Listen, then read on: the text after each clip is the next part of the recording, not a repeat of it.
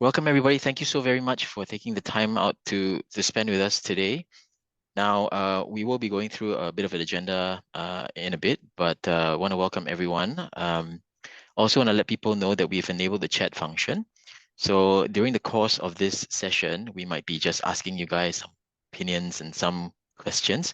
Please feel free to use the chat function to respond. But if you have a question to ask us, please use the Q&A box. And then Eileen and I, perhaps maybe some of the team behind us we'll try our very best to answer as many as we can, okay? Yeah, okay. Just go. All right. Eileen, maybe you take this one and then I'll take the remainder. Okay. I see that there are many new faces joining us today. So for the benefit, those who already know us, please bear with us. And for the benefit of those who are new to us, IBF Careers Connect is a full-fledged career center, and we work primarily with the banking and financial sector. So what we do as a career center is we help you in all aspects of your job search and your career journey. So whether you need help in writing a good resume, you need help refining your interview techniques, or you just need to have a sounding board to decide where you want to pivot to, please come and make an appointment with our coaches. And if you like what you see today during this session, I hope that those who do not yet have a coach can hurry up and sign up with us to get yourself a coach. I think that's going to be one of the things that we will be trying to say a lot of, and that is to encourage people who don't have yet a career coach to come and see one of us, okay? Because we're here to help. Okay, so next slide. In typical LinkedIn fashion, again, the questions start now. Okay, so your hosts are Eileen and myself. Obviously, I'm the one on the left and Eileen's on the right. We wanted to start with this strange analogy, which some of you might understand. So I will tell you that I'm a tiger, and Eileen, as you can see, is a lion. Now, first question for all of you in the chat: Do any of you know what a lion is in terms of LinkedIn? Feel free to type it in the chat, and then at least you'll give us an idea of, some of you at least may know what a lion is. So feel free to type into the chat, and then we will see how many of you actually know what a lion is as far as LinkedIn is concerned. Anyone want to take a guess? Yeah. Well done. Well done, Ken. You just won yourself a free career coaching advice. But then again, our coaching sessions are free anyway. So thanks for volunteering. So Lion is it stands for LinkedIn Open Networker. So which means to say, after this session, if you link up with Eileen, she'll accept all invites, right? Is that it? Yeah. Yes, that's it. Yeah. So please feel free to link up with me. Oh my gosh, you got your tidal wave. Boom. So there's a lot of people going to be linking up with you soon. Okay, so that's both of us, and this is also very important. The disclaimer, okay, just to manage expectations, okay. So Eileen and I, we don't represent LinkedIn. We're just users, and we just share out our experiences with you. We also want to tell you that we're not like PhDs in LinkedIn, and we didn't like create the system, and LinkedIn tends to change a lot of algorithms quite often, so we may not have the answers to every single question that you may have. So apologies in advance. Also wanted to tell people that because this session is literally 90 minutes long, and that entails like a question and answer segment, we won't be able to go into anything too deep today. And what we're going to be showing is static pages, which means to say we're not going to go online and play LinkedIn, because I think that will take far too long. So that will probably require maybe 3-hour workshop or something like that, something that we might think about in our programming next year.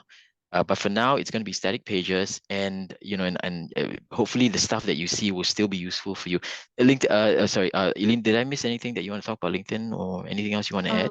Not yet. And what I wanted to add, because today we noticed that there are a lot of faces that are new to us. We noticed that all your names are pretty new to us. So we just wanted to welcome everyone and to remind you that the way we run our webinars is very interactive. And so we welcome questions all the time, and we will stop to answer as many questions as you can.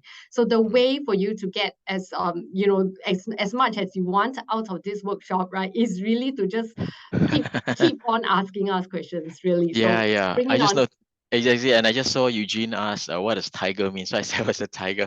No, it's just that I was born in the year of tiger. So you guys can guess whether I'm closer to 50 or closer to 40. Okay, so that's just it. Just trying to make the situation a bit lighthearted, lah. Okay, all right. So all right. So the agenda. Now you guys were attracted to the EDM, and we just want to reiterate what the agenda will be, and we're going to try to achieve this as much as we can. So LinkedIn, what is it and where is it? Later, I'll tell you what it means by where is it, okay? We're going to talk about general aesthetics and some good practices, and we'll be drawing on some LinkedIn resources as the source of truth, lah. Okay?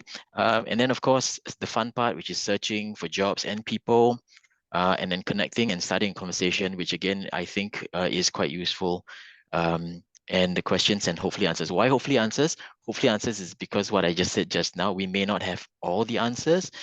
We may not have even the correct answers. I think we will get it right most of the time, but it depends on the complexity of your answers. Yeah. So questions and hopefully the answers that you'll be looking for. Yeah. Okay. Now then, next one. I need to click. Again, in the chat, I like to find out, or we like to find out, what do you guys use LinkedIn for? Please just type into the chat. What do you use it for? What is LinkedIn to you? As in, like, what is the value of LinkedIn to you? What do you use it for primarily? Please feel free. Type into the chat and let's see whether or not, hopefully, our agendas are aligned.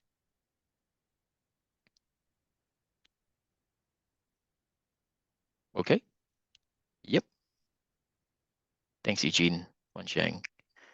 Generation, networking, posts, job search, networking, searching for jobs, networking. Yeah, build network. Okay. Cool. Cool. Prepare for customers meeting. Prepare for customers meeting for, I guess, from an insights perspective and stuff. Yeah, okay. Searching for jobs. Find out how to join LinkedIn team. Okay. Right. So we didn't want to show you what we thought, but since you wrote, this is what we thought. And I think I would say I suppose our agendas are aligned. So we use LinkedIn to find people that we know, find people that we don't know, find job opportunities, a means of contact, industry news and insight. So generally, I think most of us are aligned here, lah. Yeah. Yeah. So get insights from articles posted on LinkedIn. Okay, good. It kind of like makes me very relieved that I think, we sort of like, we gel, in terms of what we use it for. I also want to say later, I suppose later on now, Eileen will tell you a bit about background. So for myself, I use LinkedIn in the past to search for jobs because I was headhunter. So I used to search for jobs for individuals. I also used it to link up with people that I do not know and try to see whether or not I can do some work with them, fill some jobs for them. That was back in the day. So for now, right now, I still use LinkedIn for those reasons as well. It's just that the agenda is slightly different. Okay.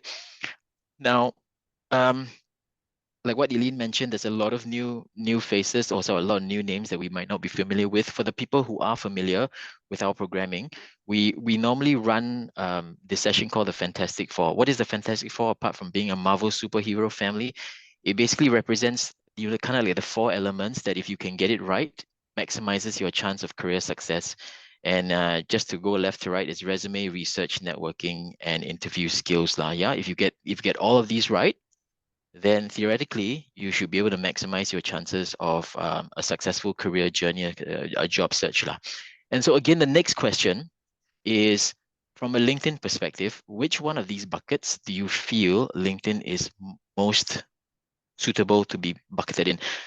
The caveat is, I think it's useful for everything here, like what you mentioned just now, what you guys mentioned just now. But what do you think? Which area do you think it is most useful? What kind of tool is it? Please feel free to write into the chat. Which one of it is it? Okay, Toby. Thanks, Toby. Anyone else? Yeah. Nothing. Okay, research resume. Yeah, so it's a lot of things. Eileen, what do you think? One for yourself. For yourself, which one of these buckets or these silos do you think would you bucket LinkedIn? For me, I mean, there are two answers for me. The first is, everybody says it's a networking tool, and for me personally, right now in my career, I use it a lot for research. So I would put myself in that research 80% and maybe networking 20%.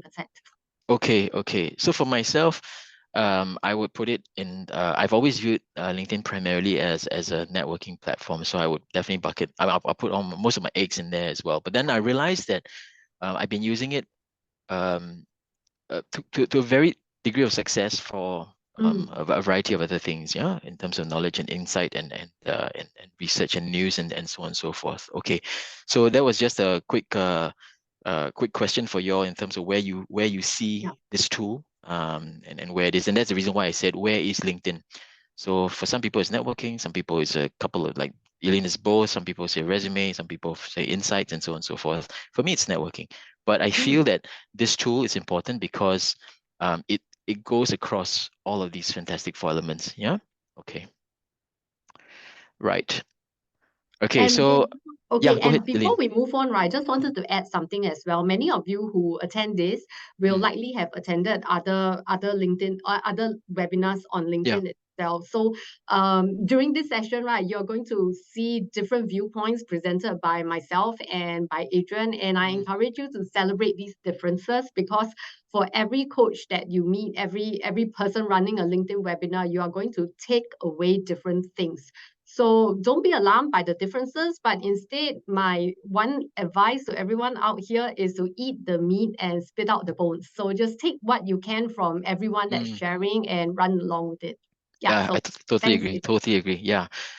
So it really, just to echo what she said, I think at the end of the day, you need to do what feels right for you, what's logical for you, what's comfortable for you. Obviously, you can and you should run these ideas through maybe a coach to just have a sounding board. But like what Eileen mentioned, this is not necessarily a science. It's more of an art. It's about how you feel, it's about how you present things, and so on and so forth.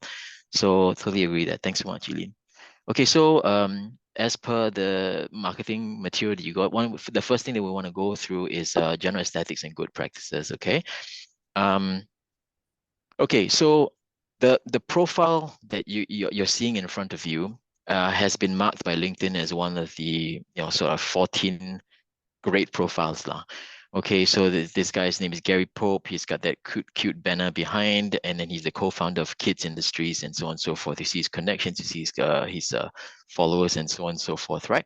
Okay, so we're gonna try our very best to break down the front page of your LinkedIn page, right? Using Gary's as an example. Okay, so let me see. There's one, there's two. So 1 and 2 refer to the picture and the way your profile summary. Okay. So that's Gary's picture.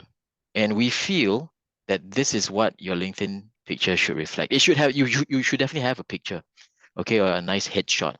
Okay, this is an acceptable picture because you can see the face smiling and so on and so forth. This picture, however, is for Facebook. Okay, so make sure that you don't have that picture on the right. You have something that looks like Gary's on the left. Okay, and according to LinkedIn, having a profile picture is 20 times more, it attracts 21 up to 21 times more profile views. So don't discount the value of having a nice profile picture. Okay, so that's number one. Number two, okay, so number two is how you write um, your title and your summary. So Gary Pope is the founder of Kids Industries and the League in the United Kingdom. So the way you do things, or the way you should be doing things, you either write your current position or your area of expertise. So in this case, for Gary, he's written his current position.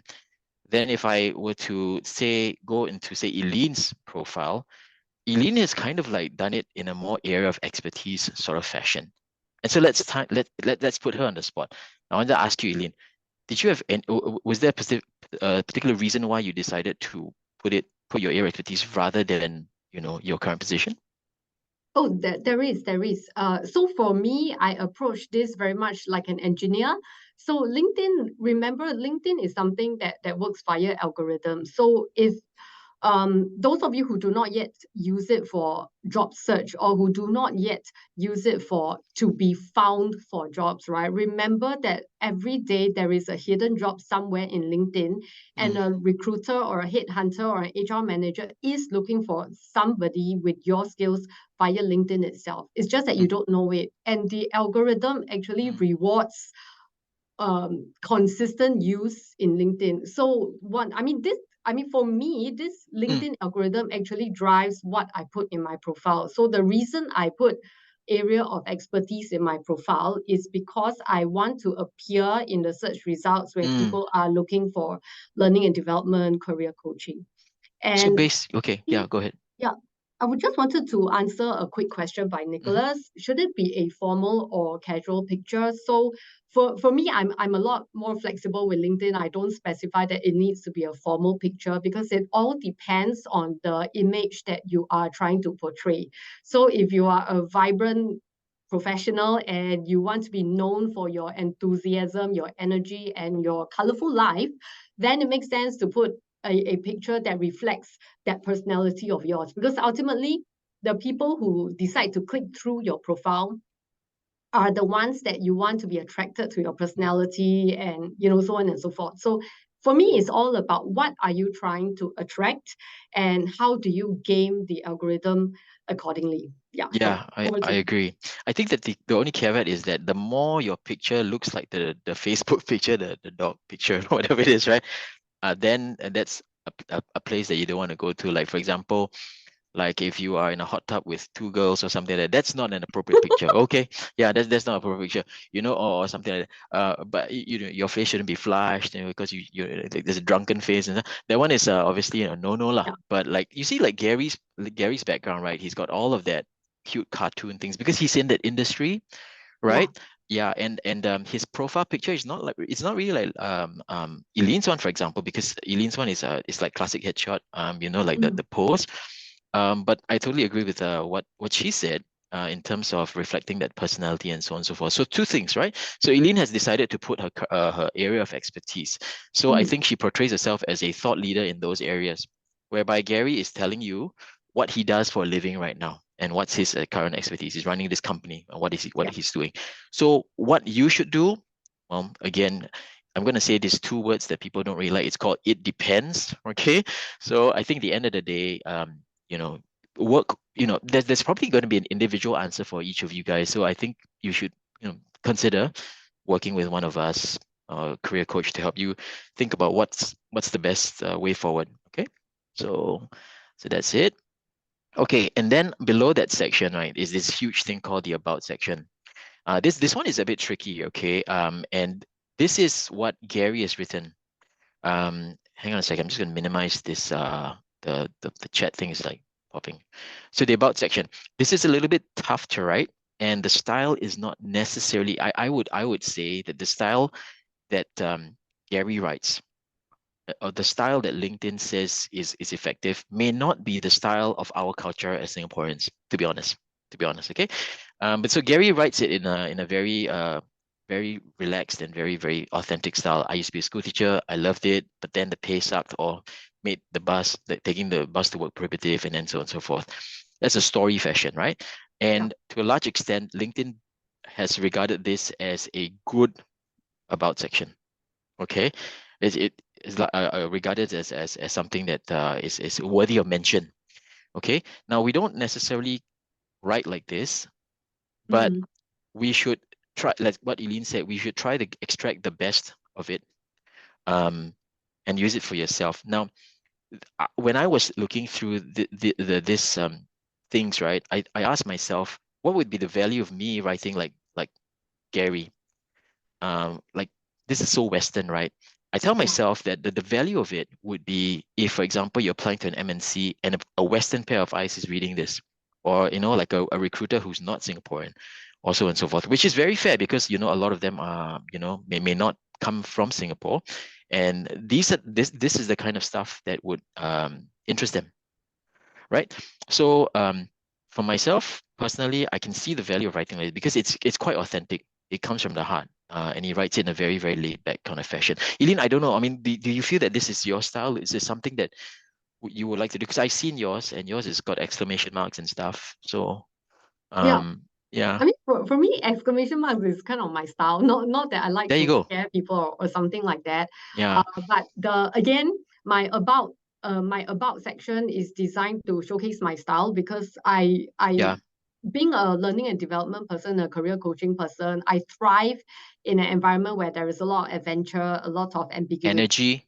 Yeah, energy and vibrance Mm-hmm. and all that. So in my profile, I do two things. I tell a story, and the story is for me my bait to attract the kind of employers I want. So, for example, someone who cannot accept a fun-loving professional is not going Exactly. to be attracted by my profile. And And number vice two, versa, right? yeah, Yeah, and vice yes, versa. Yeah. yes. Yeah. Yeah. And so remember again, another tip about gaming the algorithm here is that the algorithm also rewards engagement with a profile, which means that the longer people stay on your profile, the longer people are reading your profile, the higher up you will end up in search results. So this is what I attempt to do with my profile. And I'm Mm. not going to say that I have the perfect answer because the algorithm is changing all the time. So Yeah, and all we can do, yeah, yeah, you're right. And I don't think there is a perfect answer, right? yeah, But like again, the about section was designed to give you a platform to yes. authentically market yourself in the fashion that's most natural to you, right? And so in the next slide, we're going to go through it. We're going to see some of the like the key points in terms of how to write it, how to write this section. Yeah. So in terms of the tips, okay, now there's a lot of stuff out there on the internet on how to write this section well. So many resources, and I don't think that the value add would be for us to just recite everything. So what we've done is we try to compress it into a few kind of like headers, okay? Mm, And so the way we did it is just like 4 points, right? The first one is tell me about what? Tell me about yourself. No, not really. It's tell me about your life. Okay, right? So, you start by saying from a very young age, I always knew that this, or, for the longest time, I really didn't know that I was that, and so on and so forth. This actually sounds like my story, right?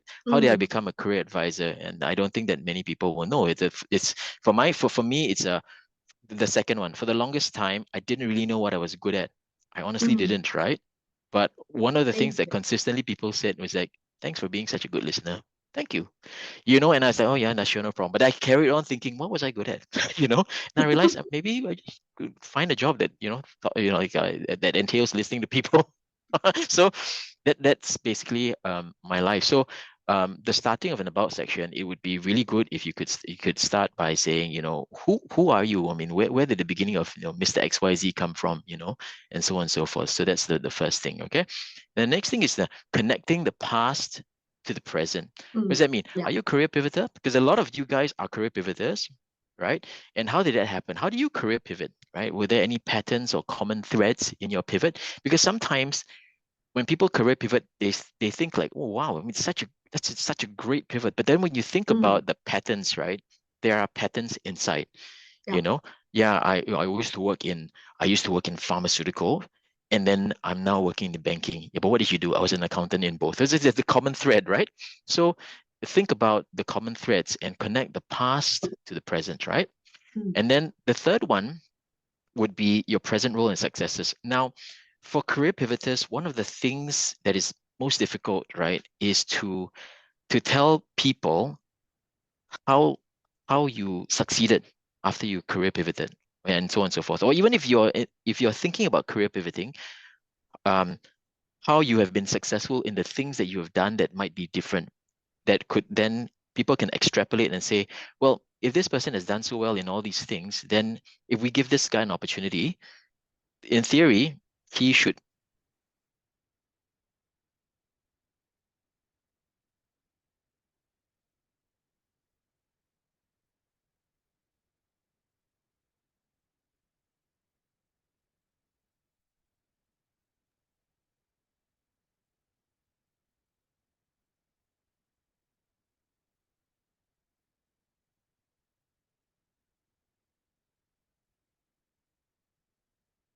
Hi, can you hear Adrian? I can't hear you. Can the audience hear us? Can anyone hear us? I can hear Eileen. Guys, can you hear me? Sorry. Yeah, that was a technical suddenly all of you guys were muted. I don't know, someone put a... Okay, Adrian, I think we lost 2 minutes of your last part.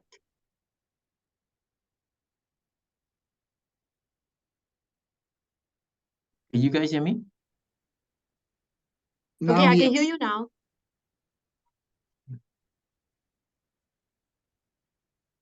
So sorry.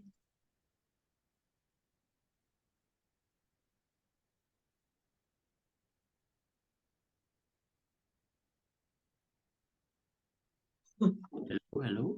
And by the way, we will try our best to answer all the questions in the Q&A, so please bear with us. I'm just waiting for Adrian to come to a logical stop, and then we can have a quick jump in to look at the Q&A to address any quick questions.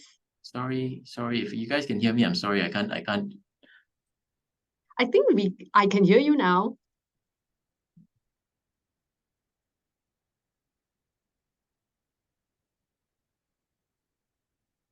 Yeah, Adrian, I think we can hear you now.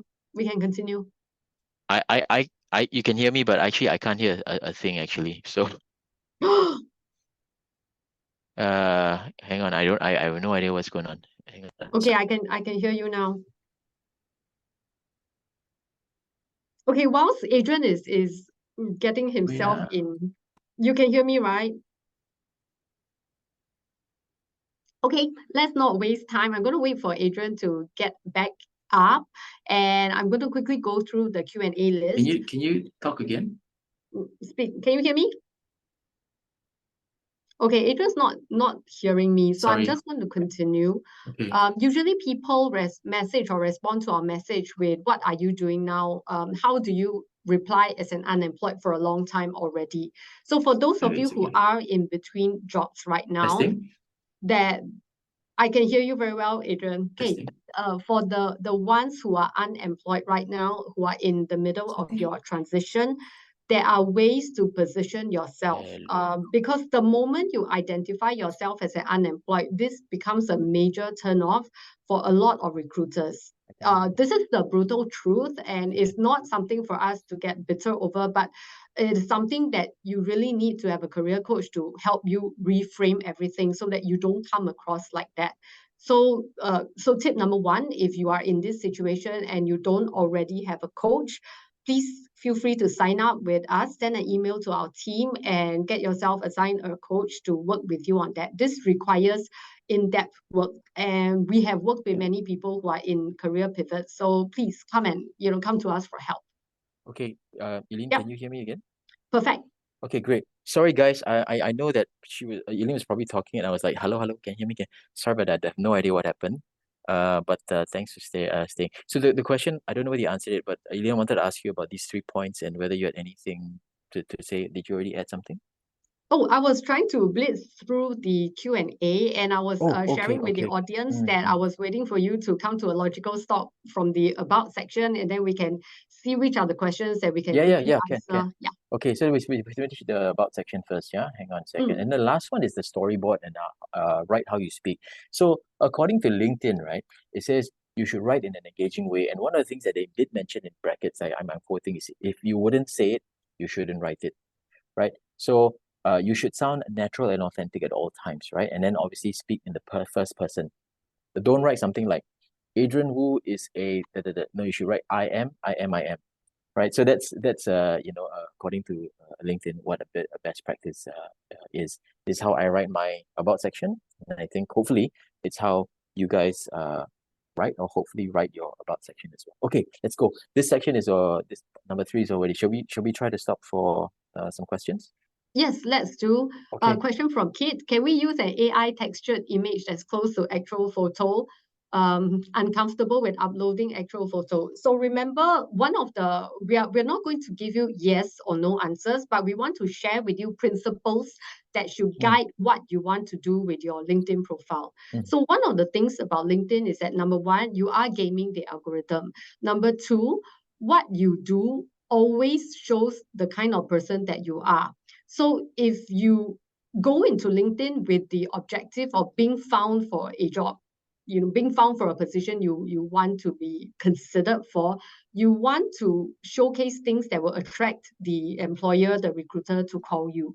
So what happens if you are using things to mask your actual photo and all that, right? It's going to raise unnecessary questions or doubts on the part of the person looking to say, is there something wrong with this candidate? Why is he or she using a photo that's not herself or himself?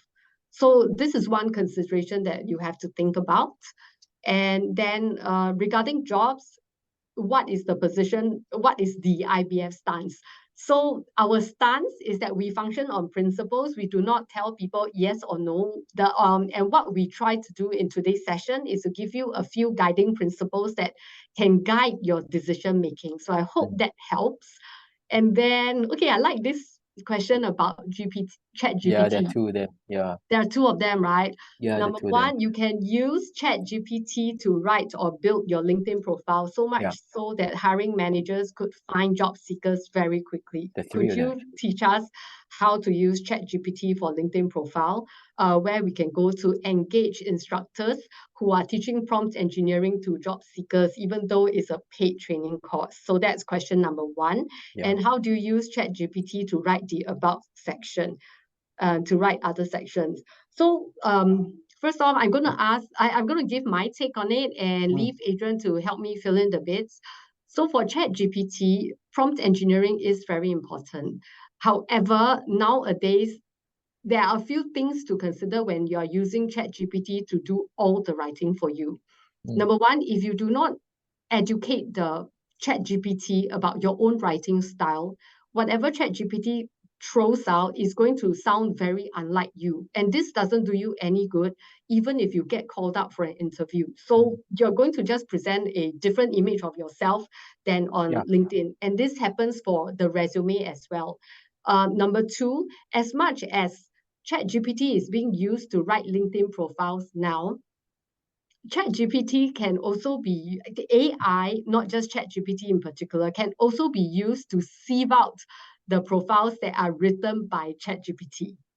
And the third thing that you want to consider is also that ChatGPT itself, unless you are using the paid version of ChatGPT, it is based on data that's 2021, right? So that's 2 years old. Unless you want to use BART, the fourth thing to consider is also that if you are depending on ChatGPT to write your profile for you, the question to an employer is, what else is this guy using ChatGPT for in his or her work?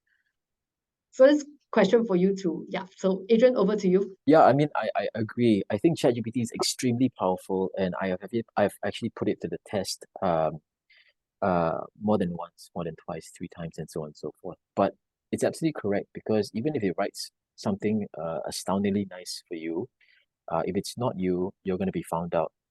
Then in terms of like, even like the academic world, when people write assignments, there are ways to find out when this has been done by Gen AI, and so on and so forth. So rather, I mean, my humble opinion is that rather than investing time to learn how to prompt ChatGPT, we'd rather you invest your time in learning how to just write, and just author and really be the author of your own story, rather than relying on a intermediary to write that story. You know what I mean? So that's again something that I feel that is important to do, that you can own for yourself. Yeah. And the more authentic you are, the more authentic answers that you can give, the better. Yeah. So that's kind of similar to what you said as well, right? So I'm just gonna carry on, Eileen, with the thing. So the about section is actually a very tough, I would say it's a more challenging section to write, because it taps into an artistic side of you almost, where there's no black and white. It's kind of gray. It's kind of in the eye of the beholder, that kind of thing, right? I think the overall idea is, to find your voice and to present it like in a very realistic way, right? So like, for example, using Eileen's one was written before OpenAI started ChatGPT. And so I think we would all do very well to try to learn how to write this the old-fashioned way, rather than relying on Gen AI. I mean, it's going to be very useful for certain things, but I'm pretty sure that there'll be ways to defeat the system, or at least identify whether this is real or not, right? Okay, so I'm just going to carry on, yeah? Okay, so that's part 3. Now, part 4, if you go down, it will be the work experience, yeah? Work experience. So for Gary's on, he's a founding partner, as you know, this company, and then obviously education and so on and so forth, right? Then number 5 is the relevant skills. If you're looking at your profile right now, if you're going down, you see education and then now relevant skills, right? Okay, so in terms of the work and education, remember, it's not a resume dump. You don't dump the entire resume into that section, okay? It is supposed to be the best of yourself, the best of your experience into that section. And of course, it's also a showcase of your achievement. In many ways, I feel like it's like a fishing expedition, you know? You have to put in some nice shiny bait for the fish to bite at. And I do believe that for this section, and generally for LinkedIn, the whole idea is to make it as attractive as possible for fish to bite, right? So it's not a resume dump, especially if you have an 8-page resume, 10-page resume. First and foremost, you need to talk to the coach about that, okay? Because that one is like way too long. And you shouldn't dump the entire 10 pages on that. And LinkedIn will not allow you to do that anyway. But it's more importantly to showcase your achievements in the work that you've done, and how you've nailed every job that you've been given, and so on and so forth. Okay. In terms of relevant skills, remember that you can actually specify the skills you picked up inside the education section as well, right? So when you put in your education, or I graduated from NUS and so on and so forth, you are able to put in the skills that you learned. Let's say you are computer science graduate. Under education, you can also put skills, and all these things that you put in help you to be found, right?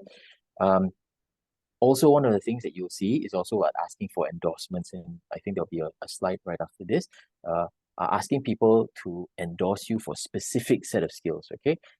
Because these skills and so on and so forth help them to see your strength. Who is them? Them is basically recruiters, line managers, prospective employers, okay? So, hang on a second, what is this? Okay, I'm sorry about that. Did we not have a slide? Okay, never mind. It's okay. We're going to number 6 first, yeah? In terms of below that would be the recommendations, right? We every time say recommendations are recommended. And the reason is because if you've done a piece of work and the work that you've done is so outstanding, or you were like a perfect employee in the last 5-6 years, right? One of the things I feel like you could do is, in addition to, let's say, a reference letter, hard copy one, which only you can see and maybe a prospective employer can see whether or not your boss, your colleague, supervisor would be willing to write you a testimonial, like this is in Gary's case, right? And this, to me, gives comfort to people who don't know you, but when they read the recommendations, right, they feel like, oh, you're quite a, you're a proven worker, you are a tested resource, and so on and so forth. So recommendations are recommended. This is Eileen's one. I stole it. Sorry. So this is hers. Okay, and it can only be a good thing because it tells people what it's like to work with Eileen, for example, right? So something that you can think about. For myself, right, I use it as almost like currency. So when I was a headhunter, I said, you don't have to buy me coffee. I'm not allowed to take coffee. Maybe if you like the service, maybe write me a recommendation. It's almost like a form of currency for me. So right now, I don't know, I got like 49 already. Maybe one of you in here are going to be my 50th. If you like the session, write me one. Okay, so you'll be my 50th one. And again, it's free gift for you, free career coaching session. Okay, so recommendations are recommended. Okay, so something that you can think about. It's not easy to ask for them, but if you can get one, it would definitely boost your profile. Okay, now for those of you who want to see Gary's full profile, just scan the QR code here. You can see the entire thing from top to bottom. Okay, yeah. Wait, I'm sorry, guys. There was one section, right? Yes, sorry. Here it is. So we talked about the skills just now. You can see Gary has like 42 skills, and he's had 51 endorsements for creative direction and 23 endorsements for creative strategy, right? So you can actually ask for endorsements, and people can give you endorsements for good stuff. It is almost like an abridged version of a recommendation. The person has no time to write your full recommendation, endorse lah, right? So this is something that you guys can think about getting as well to just boost your profile. You see Eileen's profile, you see my profile. We have our fair share of endorsements as well, and that helps to boost our own profile, yeah, and helps people to find us, and so on and so forth. Okay, so yeah, sorry about that. I feel like I missed this. It's yours. Okay. Okay, and now I also want to ask, at this juncture, we all know about this ribbon called Open to Work. Okay, so the question for you is, would you put this ribbon on your profile? Why or why not? In the chat right now, would you use this Open to Work ribbon in your profile? Why or why not? Definitely want to hear some answers from you guys. What do you think?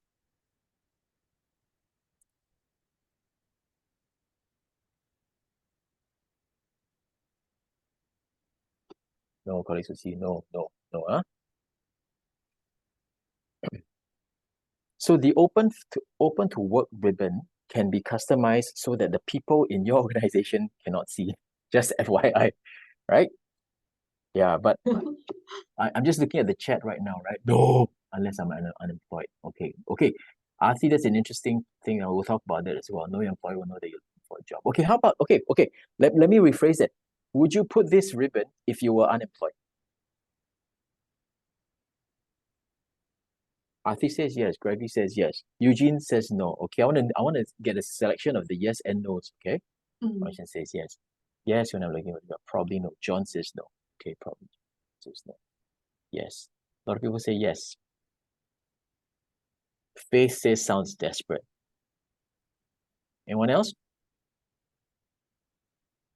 Okay. Put you on the spot again, partner. Eileen, would you use the Open to Work ribbon if you were unemployed? Not for me. Not for you. The Okay, reason let's talk about this. being, Yeah. So for me, my reason for not putting that if I'm unemployed, right, is that I learned very early on in job search that for whatever reason, recruiters have this bias against people who are unemployed. So as ironical as it is, the more we put in our profile that we are unemployed, the more unattractive we are to somebody who's actually looking for people. So that would be my reason for not putting that Open to Work thing. Fair enough. And she's made a good point. That's the reason why I wanted to find out who would say yes and who would say no. So John says probably no. I think, was it Faith or something that says sounds desperate? So I can tell you for a fact, for every yes, there is an opposing no.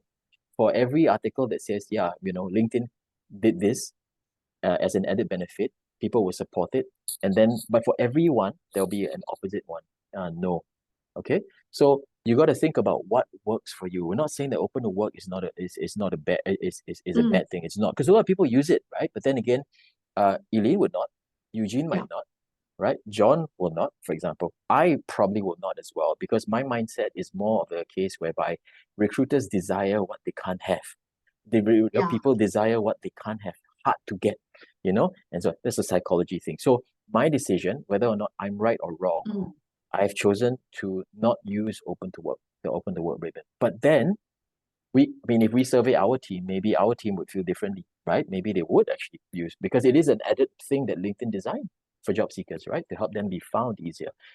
And again, I said, these two words you don't really like, but it really depends. Now, whether or not it works for you in your particular case or your circumstances, I would again say what Elena said, come and see us. Because in this session with over 100 of you guys, we can't really answer all these questions, right? And we don't know each and every one of your circumstances. But if you come and see us one-to-one, hopefully we can sort of advise and see what's best for you.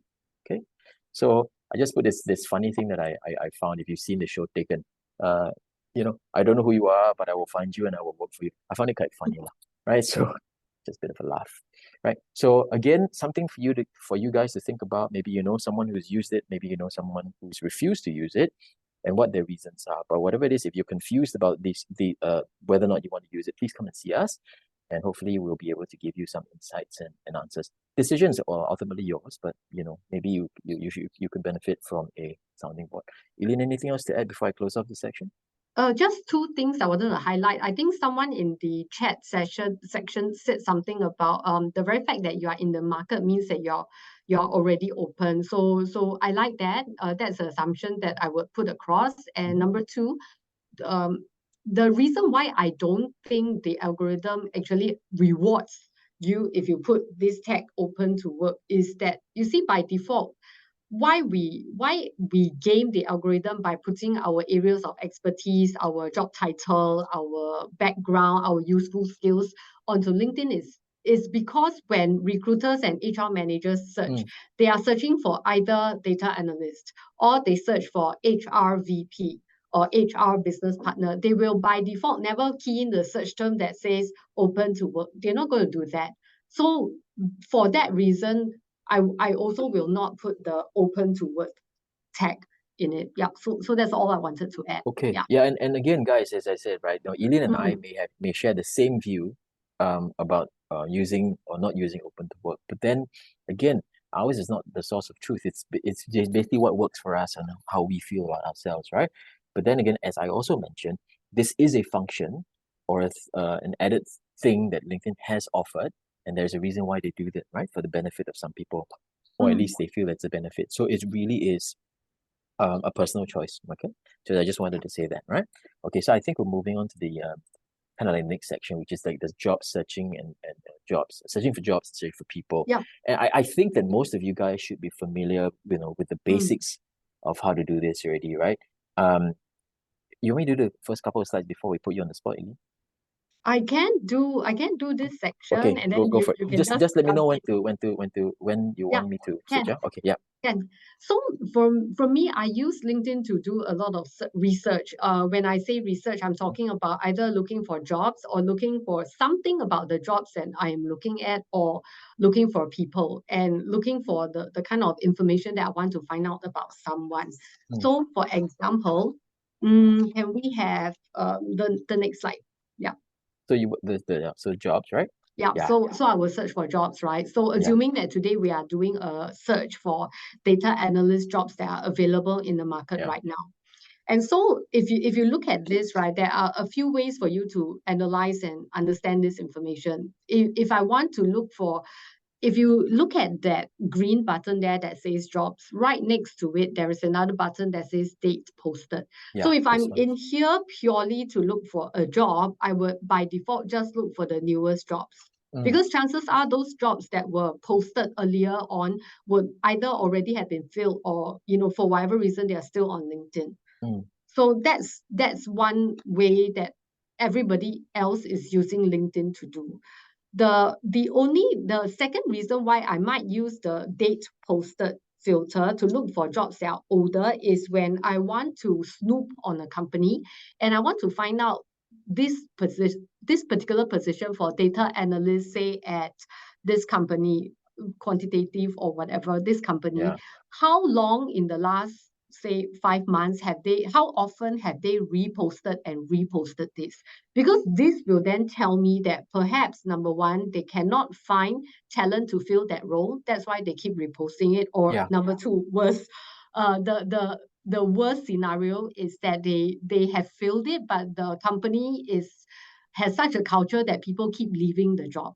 So these are clues that will inform my decision whether or not I want to apply for that job. Yeah.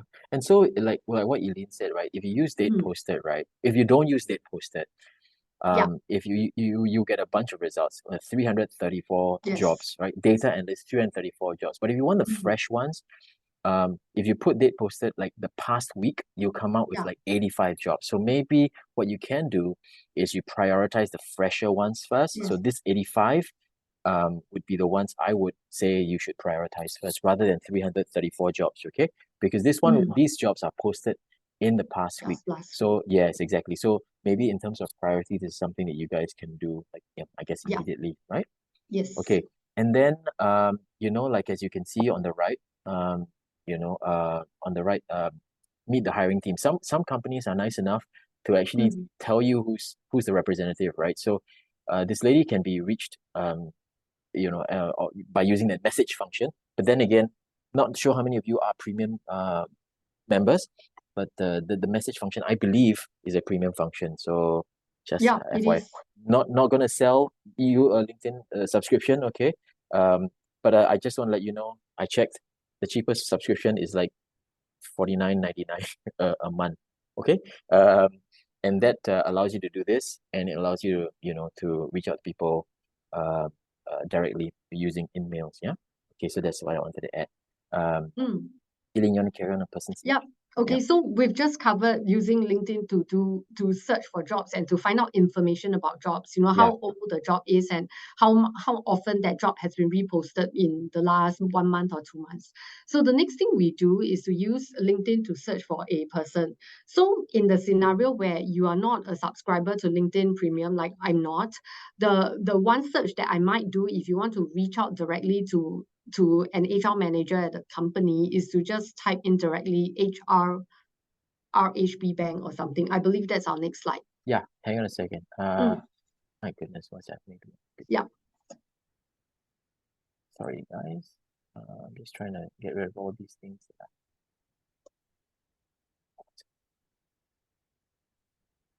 Oh, this is the other. Okay.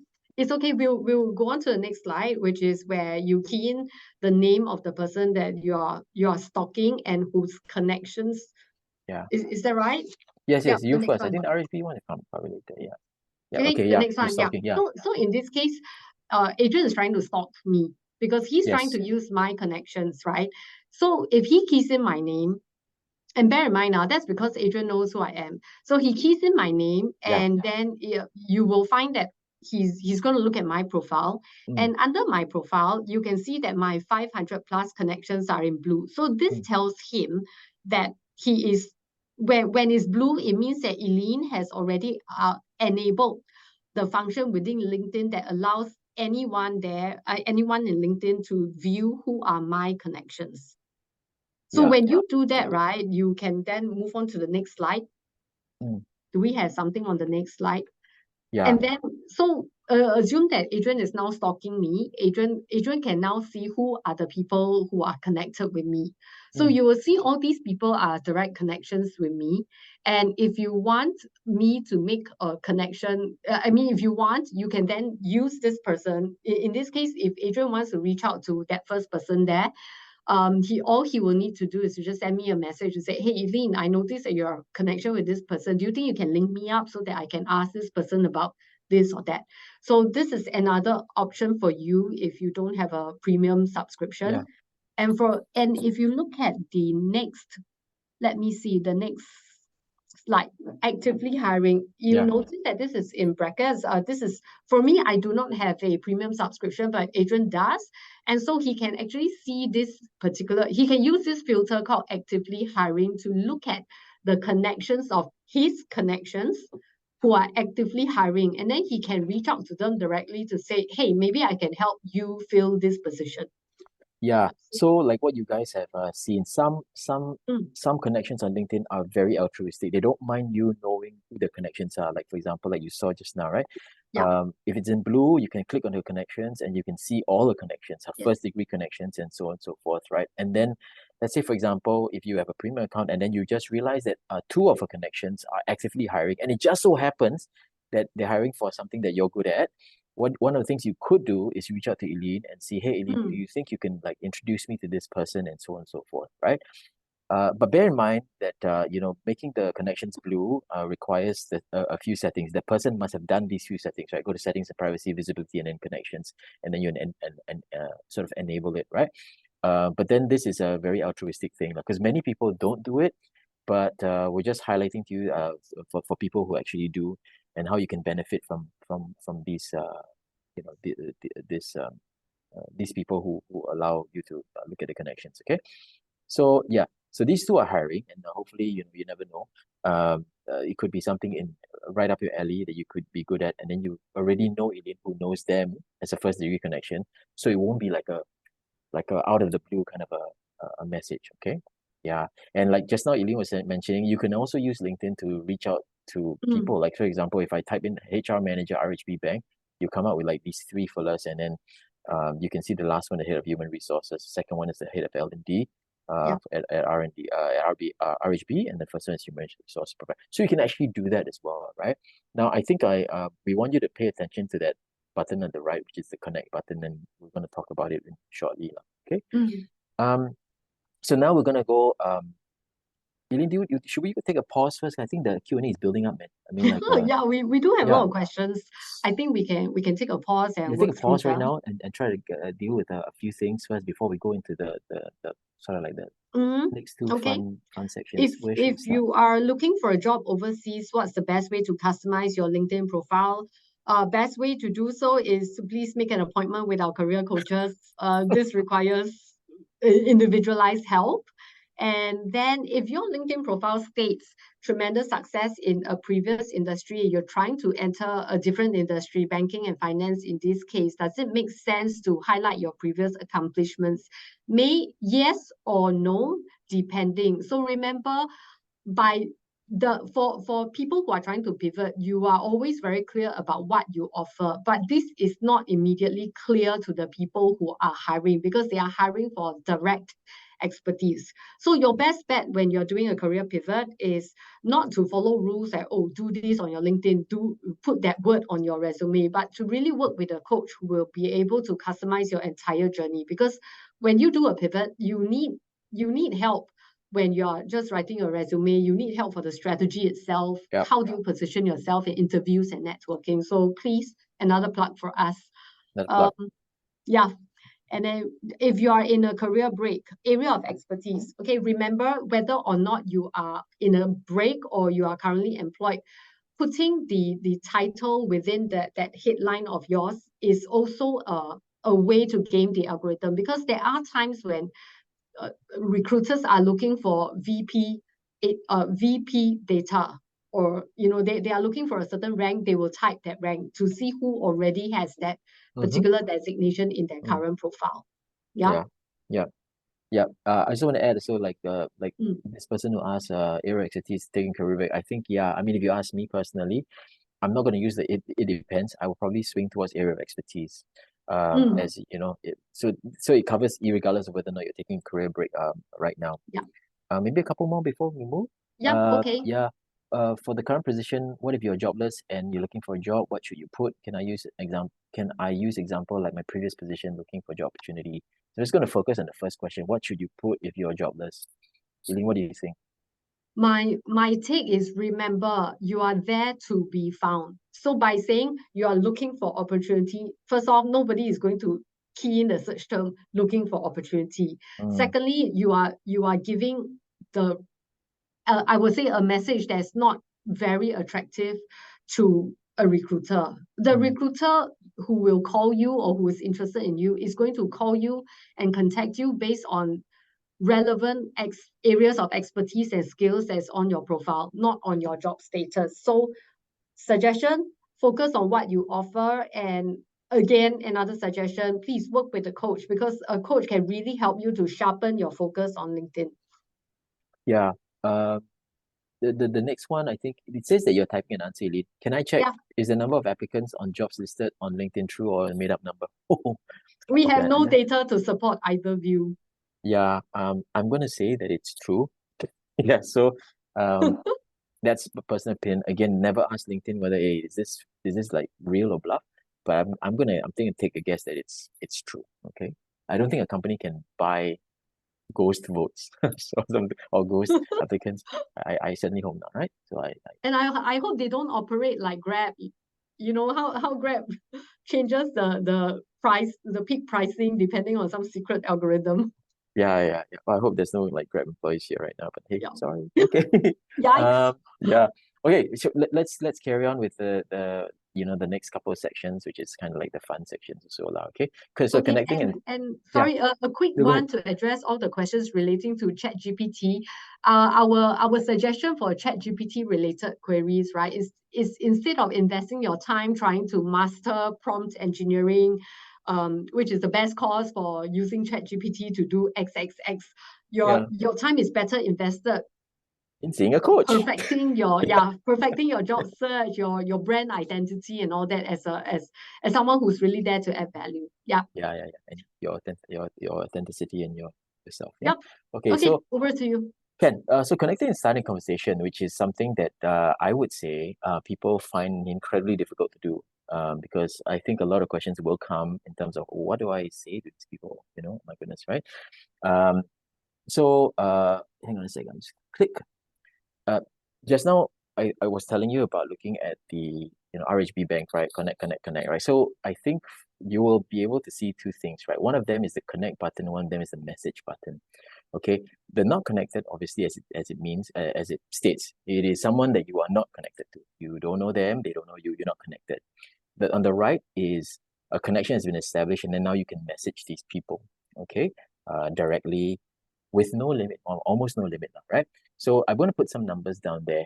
It's 308,000, okay? What does that mean? It means characters and not words, okay? So the button on the left, the connect one, if you don't know someone, right, and you press the connect button, LinkedIn is going to ask you, hey, write something to these people because it increases your chances of getting responded to. But here's the thing, you are limited to writing 300 characters, entirely different from 300 words. Okay, so let's see, 1, 2, 3, 4, 5, 6, 7, 8, 9, 10. The word characters is one word, but there are 10 characters in characters. Okay, so you have 300 characters to use when you're not, or to write, if you're not connected to someone. You have 8,000 characters to write if you are already connected to someone. So the thing would be to get someone to say yes to a connection, and then the floodgates open, and you can take a bit more time to write a more lavish message to them using the message function. So remember, characters and not words, right? Because oftentimes you're like, how come I so fast finish? But because it's literally the number of letters that you write. Okay. Another way to do this, or to message people directly, is through interest groups, right? So if you join an interest group, you are able to message people within an interest group without restriction, right? But obviously, the key would be then to get accepted into the interest group. So you can see on the right, join. You need to join it, and someone needs to approve it. And once you've been approved, you can then reach out to the members there. So this is another way you could actually approach things, okay? Search Singapore Human Resources. So that's what I wanted to put in. Maybe a group of your interest. If you're a HR professional, maybe you want to type something along HR. Okay. Not a member. Okay. So in terms of this button, the connect button, right? There are a few things that we feel that it's important to note, right? It's important to be authentic when you write. So it's also important to find an angle. And obviously, because it's 300 characters, you need to have a very judicious use of words. You need to be very good at, in terms of getting to what you want to write. Okay. Now before I sort of like go into a couple of examples, I want to ask Eileen. Eileen, what are the conditions, or like when someone tries to reach out to you and press this connect button, right? Yeah. What are the types of messages you'll say yes to, and what are the types of messages you will say, I'm just going to ignore you and not respond, you know? I mean, what do you have any case studies or use cases in Oh, so terms of, for yeah, me, because I'm a lion on my profile, yeah. right? I If you will weren't a lion, yeah. yeah. So if I were a lion, I would say yes to all requests to connect. And if I weren't a lion, then it really depends on what you want this algorithm to do for you. Because the whole basis behind why people call themselves lion and why people receive connections is because the higher the number of connections that you have, the higher up the search results you will rank when people are searching for your particular area of expertise. And so at this point, right, some of you may be very concerned that, oh, this person looks like a scammer. I'm not going to say yes to this connection. So bear in mind that there is always this thing. My guiding principle is, does this connection get me closer in connection to some unknown recruiter out there? My answer is yes. Is it okay if this person is a scammer? Again, my answer will be yes, because unless you click on the link that the scammer gives, the scammer cannot do anything to you other than just being your connection. So that would be my guiding principle. May or may not work for you. So yeah, your mileage may vary. Yeah. So that's, I never heard that story. Okay, yeah. That's an interesting an angle. But again, a lot of people, like what we mentioned, right? When we work with people, a lot of people have difficulties with this. Like what do I say? And so for myself, I'm a recipient of a lot of these connections, right? And I boil it down to a couple of things. If someone comes in hot and heavy and just says, hey, Adrian, I need this, can you get me a job, whatever it might be, and so on and so forth. Whoa, slow down, buddy. I mean, like that's the kind of messages I don't really respond too well to. However, if people were to say something about, hi John, I was in the session today. I really like what you talked about and this particular. There's someone that actually was invested in what I said, and sort of like internalized material. I would say yes, most likely, right? So I'm going to give you a couple of examples. Hopefully that will be useful for you, practically useful for you guys, right? So, dear Stacy, I just recently attended the webinar you did with IBF on creating more tech opportunities for women. Loved your insights! Exclamation mark, right? Energy.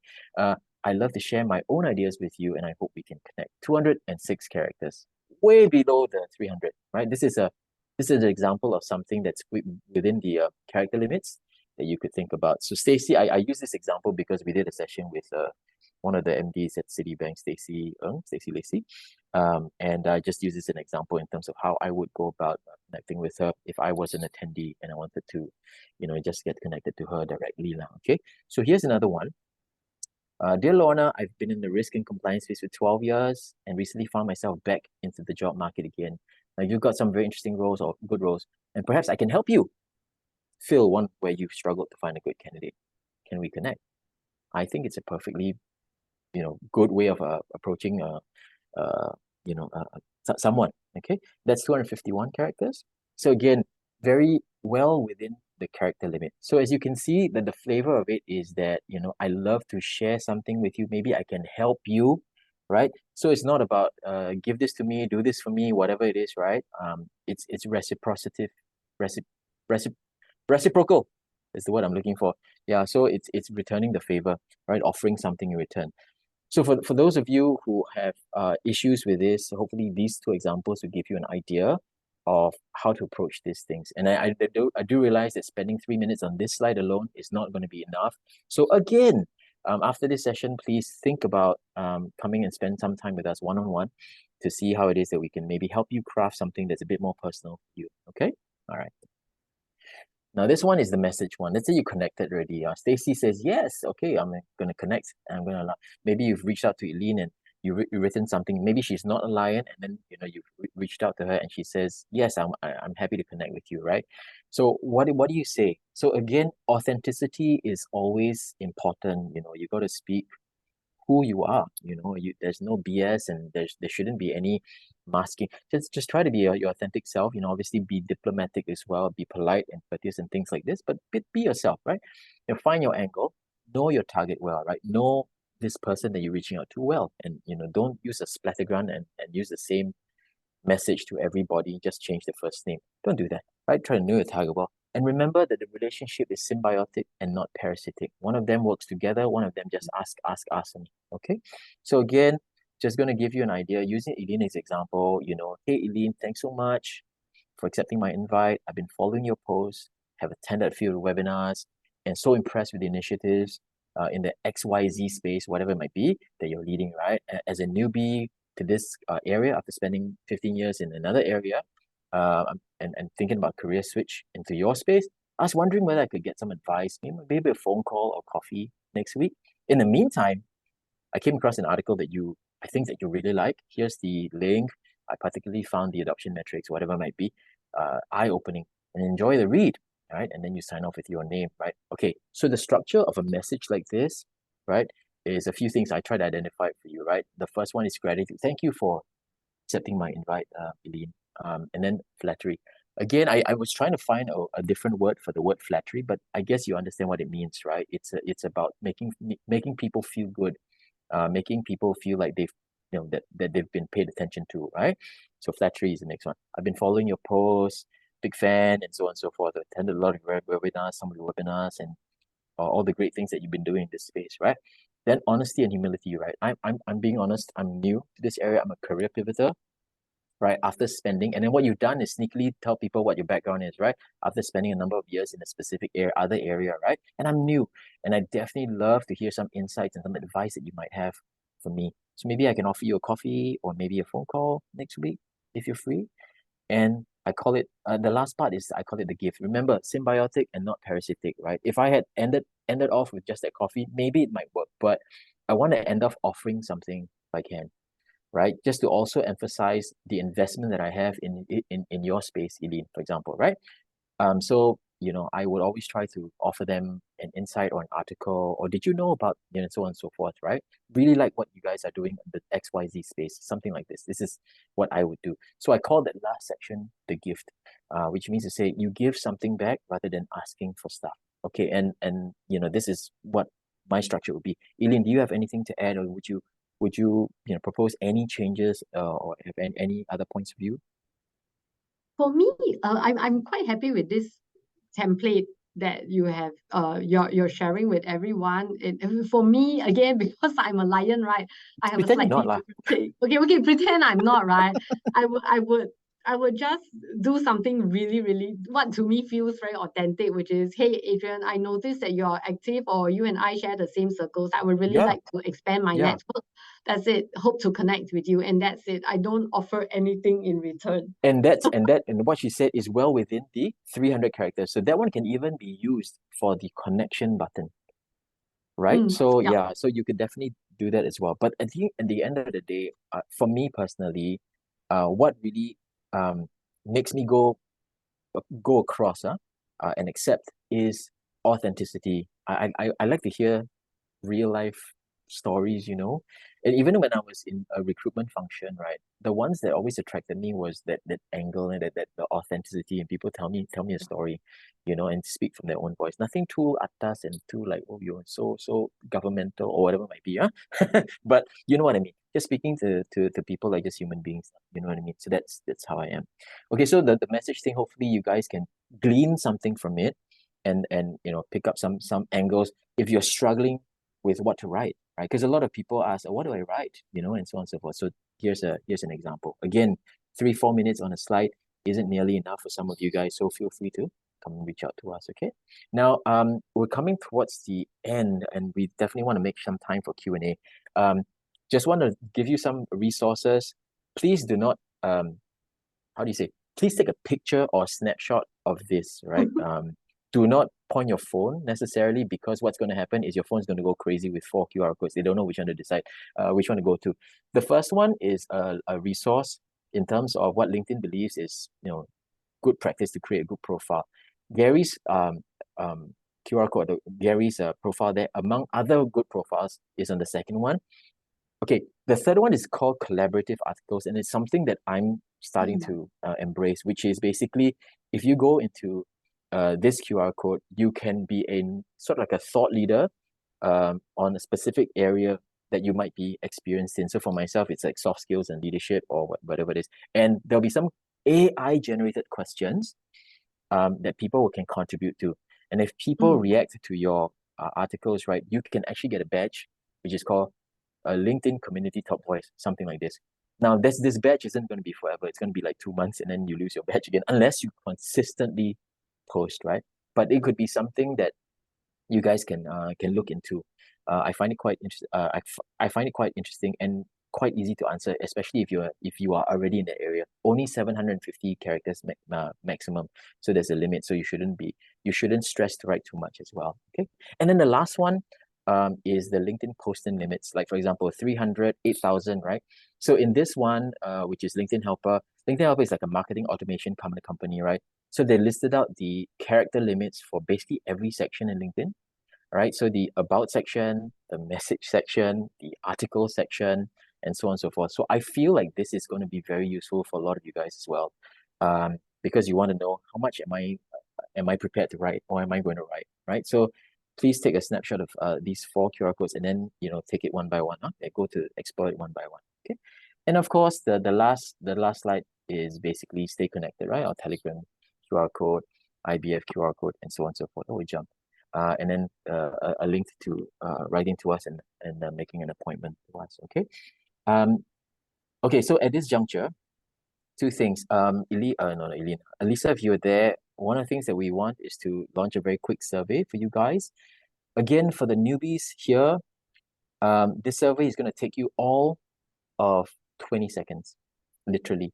But let me tell you that it means the world to us, because it's very, very important to us to get survey, to get results from you guys and how you felt And I know that I firmly acknowledge that 90 minutes is not nearly enough time, but we just want to have a feel in terms of whether we're not going the right direction. And hopefully this has been practically useful for you. Now, as you guys are filling in the survey for us, thank you very much. Eileen, shall we just tackle some of the questions as well? Yeah, let's go. Yeah. Let's do. Let's do it. Yeah, let's do it. For those of you that I have actually typed in the answers, if the answers are not good enough, let us know. Then we will try our best to answer it live now. Yeah. So feel free, Otherwise, guys. we're just going to go down the list. Do job scammers use LinkedIn to post new jobs? Yes, possible. But that doesn't change the fact that we still need to use the platform to find jobs for ourselves. So I hope this encourages you to just be careful how you use it. And on your resume or CV, not on LinkedIn, is it okay to omit one or two to fit into 2 pages? So again, for this question, is highly personal to you. We do suggest working with a coach to work through, because it really depends on what you're looking for and what do you come to the table with. How many coaches in IBF?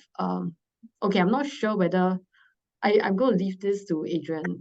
Yes, why we me? are 2 of the coaches. Okay, we are 2 of the coaches. Yeah, so we are we're 2 of them, and our team isn't that big, right? So the before, yeah. But before we get inundated, please quickly go and book an appointment with us, okay? Yeah. Next one.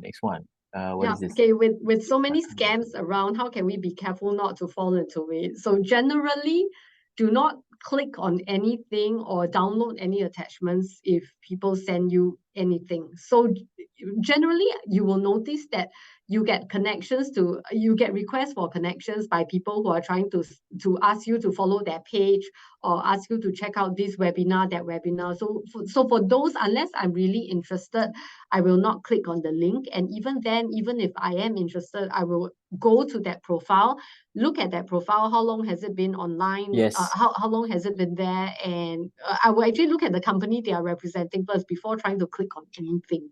Yeah, I totally agree, because there's some profiles on LinkedIn that you see people try to reach out to you, right? You have a feeling that they're bogus already. There's no picture, there's no connection, very few connections. The company, and some of the celebrities also, like President Obama apparently has a LinkedIn. But sometimes you ask yourself, is this real, and so on and so forth. So again, you got to be very careful about strange requests and so on and so forth, because maybe if you click, they want to sell you something, or they're going to ask you some nefarious things and so on. So just be careful, okay? Yeah. There's one question that's on the screen right now about, is the coaching service at IBF free or is there fee? So I know that we've been selling the coaching session hard, but here's the thing, it's still free. It's free, okay? And that's why I was like joking in front, saying that win yourself a free career coaching session, or a career coaching session, because it's all free, right? And the whole idea is that if any of you are in any sort of like career trauma or issue and so on and so forth, if you want, or if you need someone to talk to career-wise, please come and see us. We're here to help. And yes, our services are free, right? So hopefully that answers the question. And no, we are free, but we're not scammers. Yeah. The only reason we are free is because we are government funded and we cater primarily to Singaporeans and PRs. Yeah. And okay, so how long is each coaching session? So the coaching sessions aren't because we are built in, there are queues and so on and so forth. So I think that we normally get through a coaching session sort of like between 30 minutes to maybe 40 minutes and so on and so forth. This is a typical length. Yeah.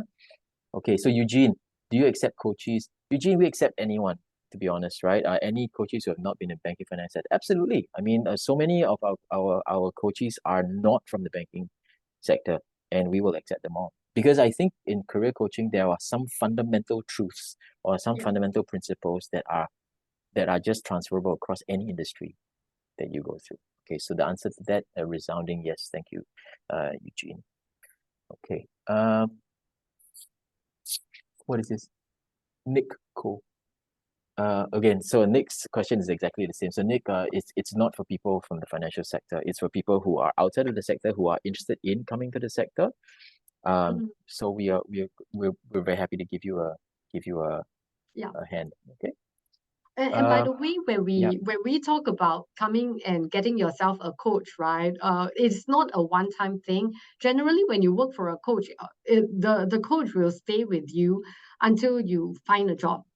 Because and as much as many people have this misconception that getting a job is just coming out using chat GPT to write a resume or come up with a LinkedIn profile. No, that's not the case.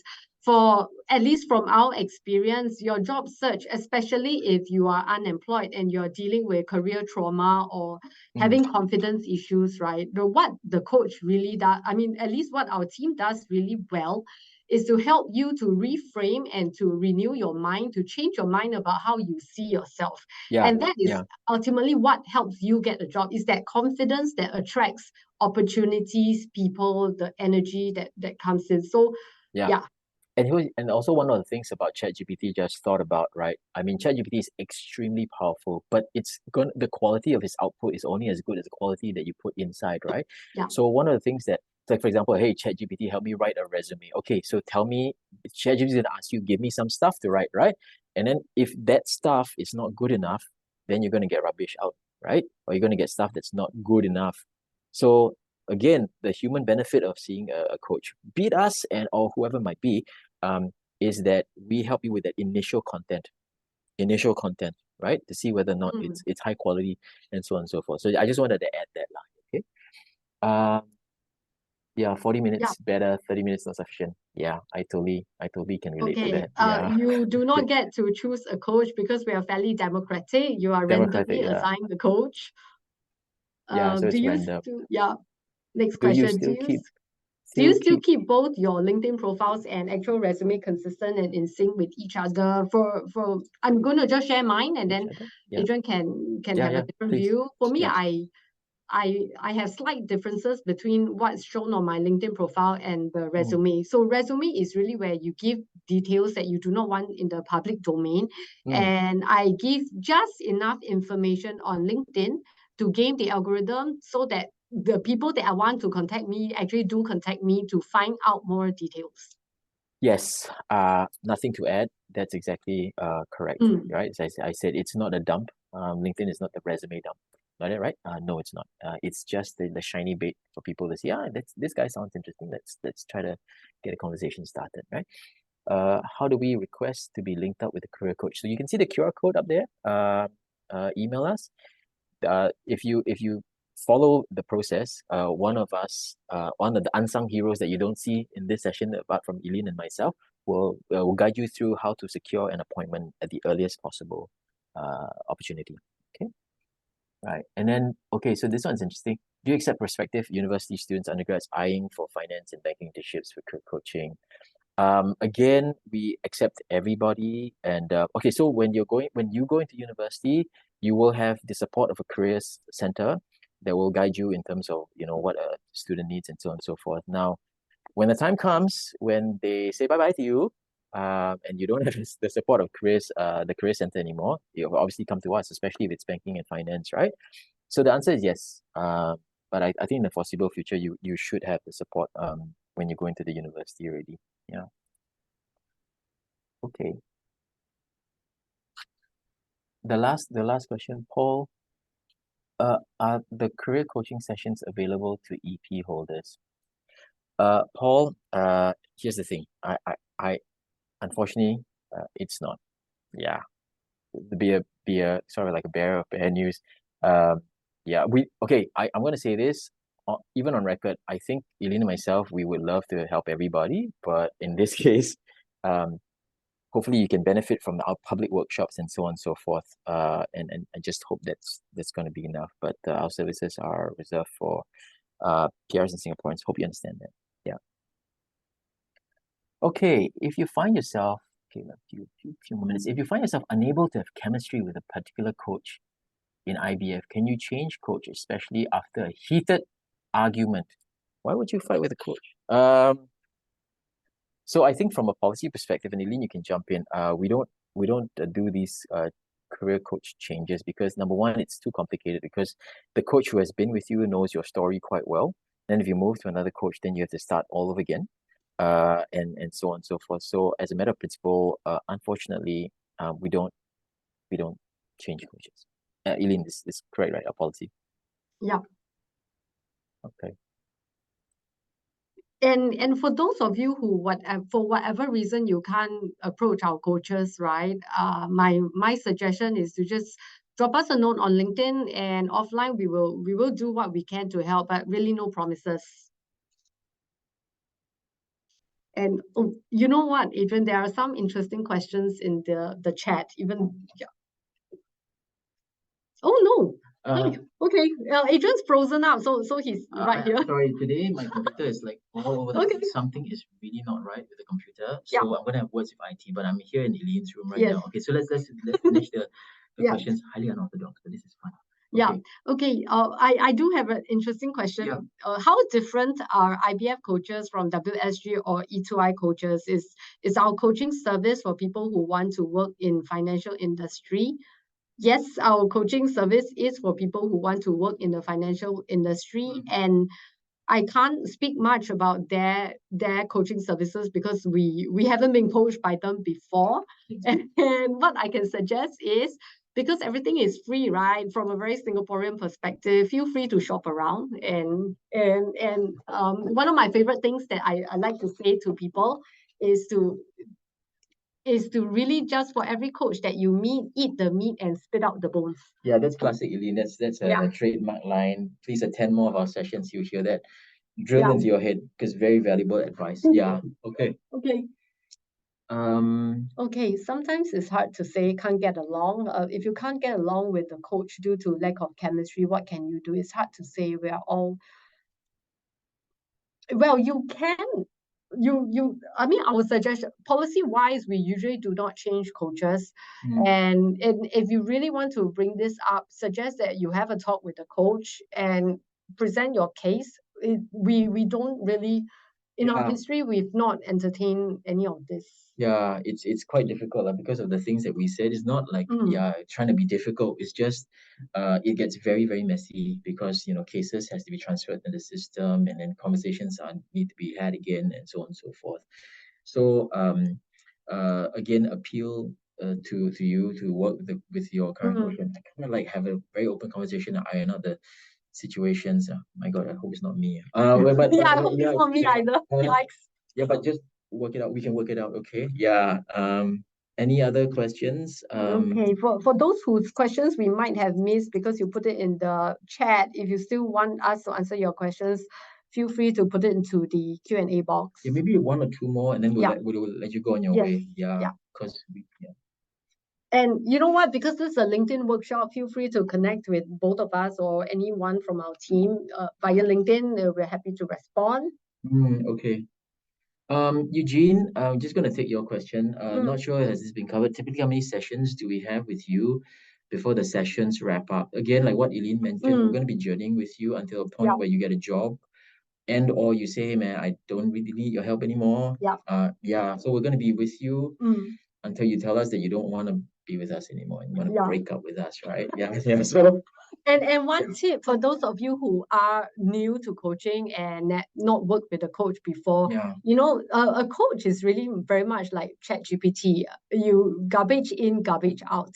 And at least for me, I gave every coaching session, I give my coaches a lot of homework. So you would have to go home, do some research, do self-reflection, come with me with your scripts and all that before I can work productively with you. So just something to set your expectations so that every time you come to a coach, when you come prepared with a list of questions, I tell you this is how you will make your journey that much faster. Yeah. There'll be some work to be done. It's not like lean on my shoulder and cry, that kind of thing. It's not.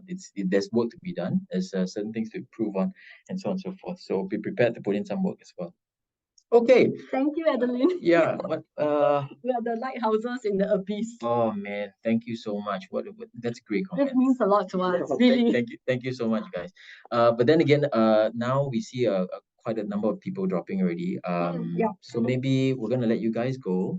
Thank you again so much. We realize the static pages aren't a replacement of the real thing, and hopefully maybe next year we can think about doing something longer. Yeah. Yeah, and Yeah. maybe in person. I don't know. Something that we're gonna work out. But otherwise, thank you guys again for spending this afternoon with us, and hope this has been helpful for you guys. And again, thank you so much for the people who respond to our survey. It really means a lot to us. Yeah, and feel free to send in any comments, any feedback, anything, any ideas you have to our individual LinkedIn accounts. So all the best. All the best. Take care, guys. Have a good afternoon and a good rest of the week.